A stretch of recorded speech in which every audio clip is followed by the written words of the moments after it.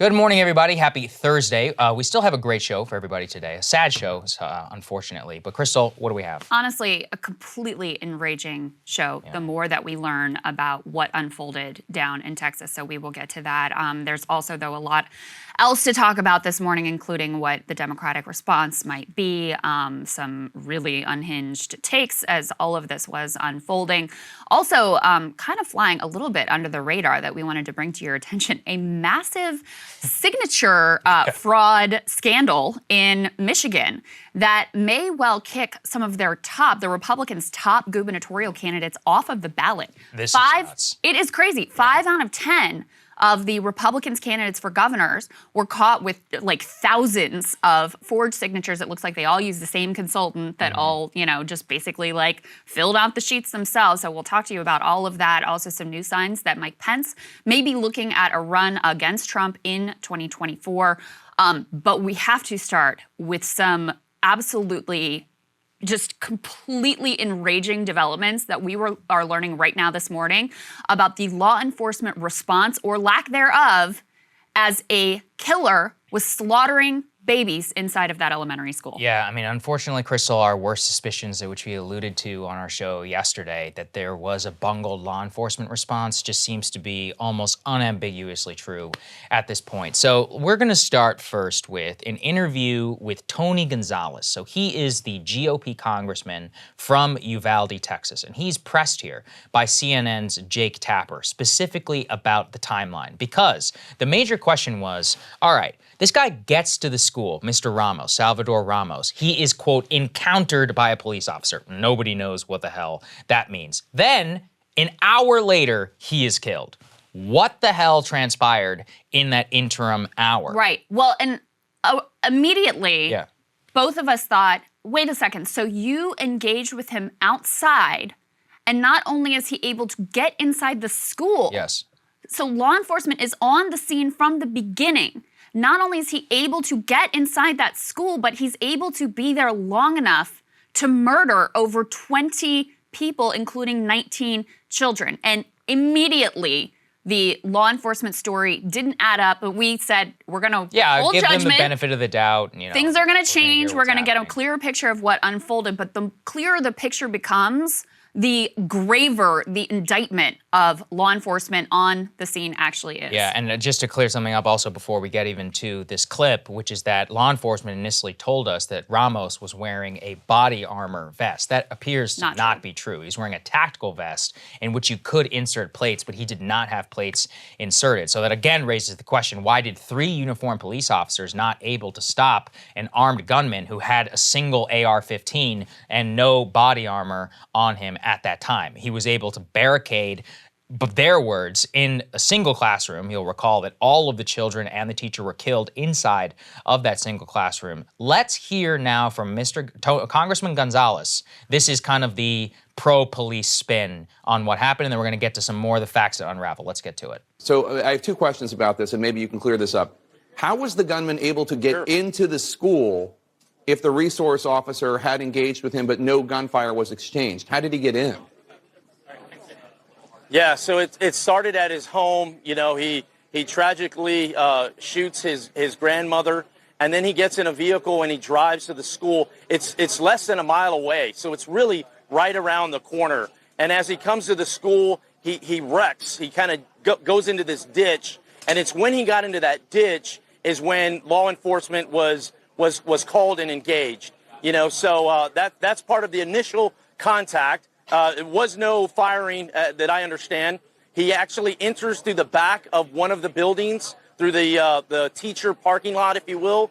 He immediately enters one room, and then essentially that's when the police, the law enforcement officer, because it's not just police officers, it's sheriffs, it's Border Patrol agents. I mean, everybody came together. People are not even in this county, and they basically cornered him into one room. There are hundreds of children in that school. Part of the story, there's a lieutenant named Javier Martinez engages this assailant. He takes fire. He actually was wounded. It's tragic to see so many children be murdered, but this could have been a whole lot worse. People like Javier Martinez and Chief Arredondo, they saved hundreds of lives. So that's where you see him get pinned in. Well, he was pinned, but just to be clear, he's pinned down or pinned in a classroom where he was slaughtering kids, right? I mean, is that what you mean by pinned down?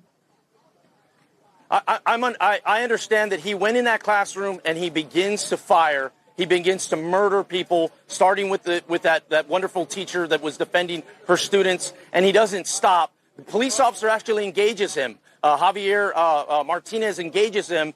He kind of takes fire through the door, and then it stops, and he barricades himself in. That's where there's kind of a lull in the action. All of it, I understand, lasted about an hour, but this is where there's kind of a 30-minute lull. They feel as if they got him barricaded in. The rest of the students in the school are now leaving. You know, they're trying to get people out to safety, and this assailant is barricaded in. It's moments later or minutes later when they breach it, and then ultimately a Border Patrol agent is the one that neutralizes this assailant.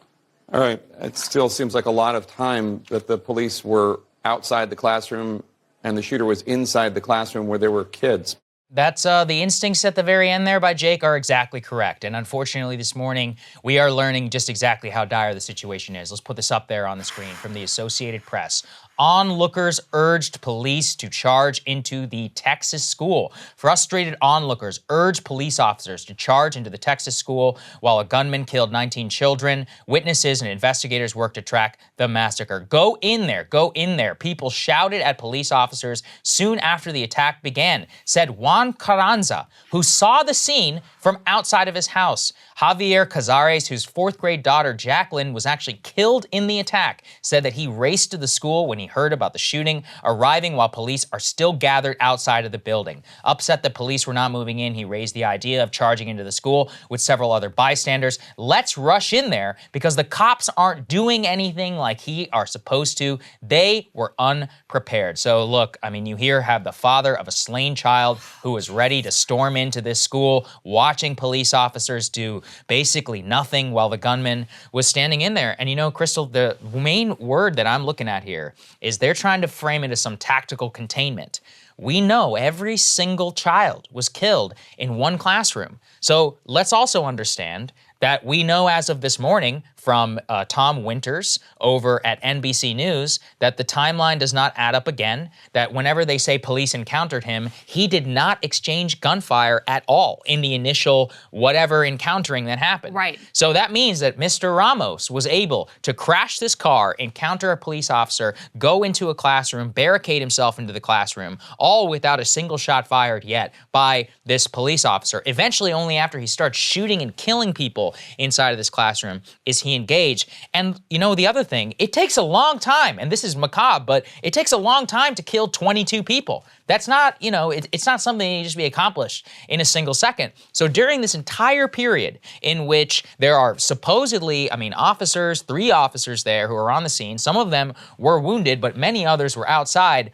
I think that we can generally infer what happened here is that you have some local PD cops who were either afraid or wanted to wait until a tactical team arrived, and they frankly got bailed out by Border Patrol tactical agents who happened to live and be in Uvalde, who ended up showing here. Well, and a lot of the kids in this school, because it is pretty close to the border, their parents are CBP. Yep. They're Customs and Border Patrol. That's so right. Can you imagine? You're there on this. Your kid. I can't imagine that. Going back to that you'd have to congressman. kill me. Yeah. He describes the gunman being in this classroom as there being a lull in the action. Right. A lull. Can you imagine if you're one of the babies or the teachers that's in that classroom with this monster? Is that a lull in the action to you? And what was making me insane yesterday is news article after news article, official spokesperson of the police department, after person, after person, after person, describing him as being contained. Yeah, that's right. In this classroom. Like this was an intentional strategy to allow him into this classroom where he massacres 19 kids.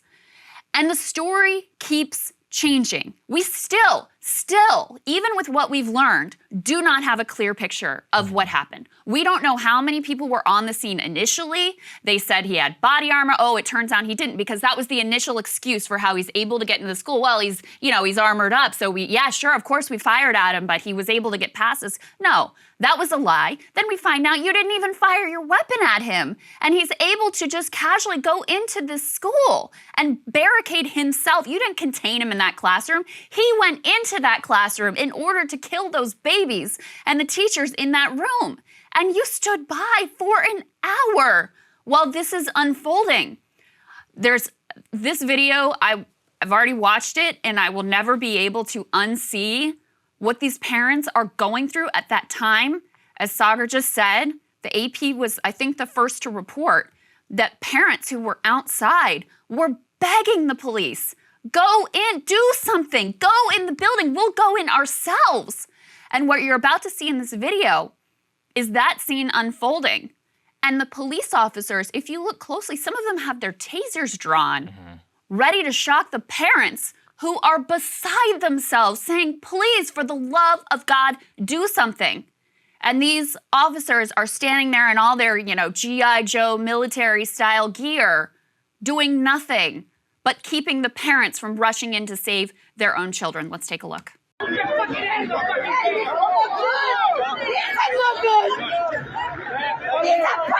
taking care of shit, he ain't done yet. He's not good. Y'all shouldn't fucking treat that motherfucker like that. No! The fuck you doing to him? Come on, guys, parar, güey. We're shooting.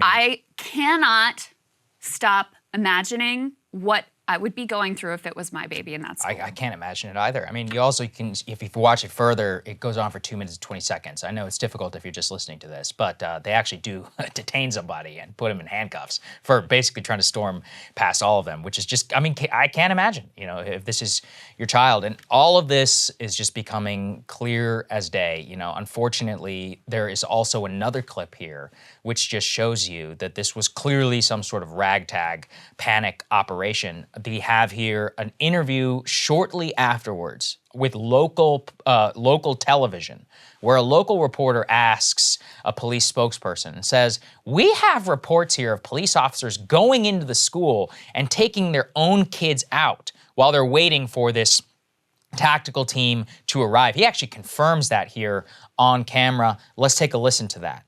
We've heard that some law enforcement officers actually went into school to get their kids out. Can you talk about that? Right. So what we do know, Vanessa, right now that there was some police officers, families trying to get their children out of the school because it was an active shooter situation right now. It's a terrible situation right now. And of course, just as we mentioned, the loss of life, it's just terrible. It's a terrible tragedy right now that took place. But again, we got to keep acknowledging those brave men and women that actually were there on scene that met this suspect. And of course, we know that they were met with gunfire. Some of them were shot. But at the end of this, the suspect was shot and is now deceased. The threat is now neutralized. I think we have a very, unfortunately, clear picture of the imbroglio that has happened here, which is that Ramos shoots his grandma in the face. She does not die. She calls 911 immediately, almost afterwards, after she gets shot. He peels out of his driveway, gets into this car, crashes the car. He texts a person that he meets on the live streaming app, I'm gonna go shoot up an elementary school right now. Arrives there, crashes the car.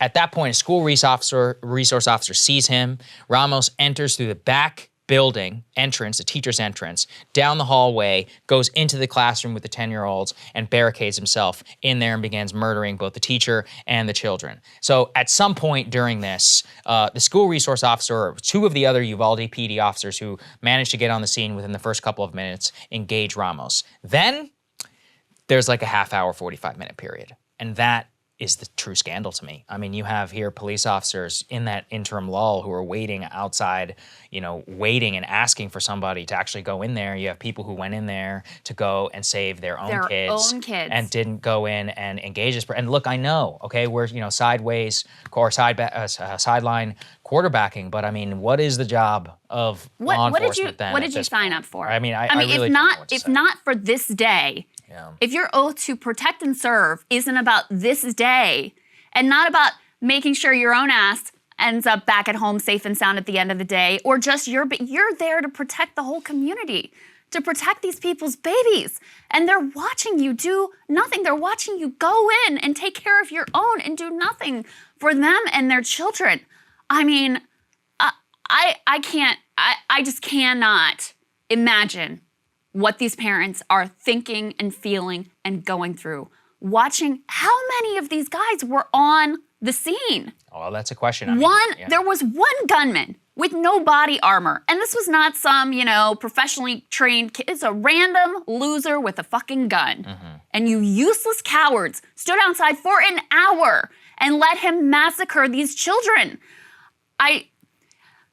The good guys with guns in this one completely failed. And thank God that tactical border patrol team eventually showed up. I can only imagine what they were thinking once they landed on the scene and saw the total level of cowardice and incompetence that was unfolding. We need to hear some interviews here, I think, with those gentlemen, because I think what happened very likely is that these guys who happen to be off duty and who even live in the area or around the area, they probably showed up. These are, the real professionals, probably trained for these types of situations, came up and they were like, what the hell is going on here? And then even then, there's a lot. For example, the Border Patrol tactical agent who arrived on the scene and was with the team that eventually killed Ramos. When they arrived, they found the door locked and had to go get a key to unlock the door. Now, first of all, I don't understand why, with the weapons and the material they have at their disposal, why you even would take the time to go, find the key. But here's the other thing. Does that mean that the police officers who were there initially did not think to try to get a open key? The door? That's what I'm saying. Yeah. They did not even try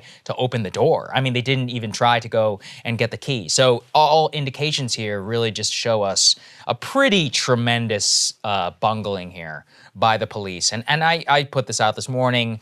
I mean, look, Governor Abbott, Attorney General Paxton, you owe it to the people of Texas, to all of us. We need a full-scale actual investigation of Texas DPS, Uvalde PD, Border Patrol, the initial response. This is Parkland 2.0. I mean, that's exactly what happened with Steve Israel and his crew, the Broward County officer there in Parkland. He was securing the perimeter while there were kids slaughtered there. Nicholas Cruz, like I said, I mean, it takes a while to kill this many kids. And I know it's macabre, but that's why Nicholas Cruz was able to go and kill so many people, was because I think he was in there for 40 some odd minutes. Officer on the scene, it basically came out, he was basically he was a coward. He's a coward. Cable news is ripping us apart, dividing the country, making it impossible to function as a society, and making it impossible to know just what is true and what is false.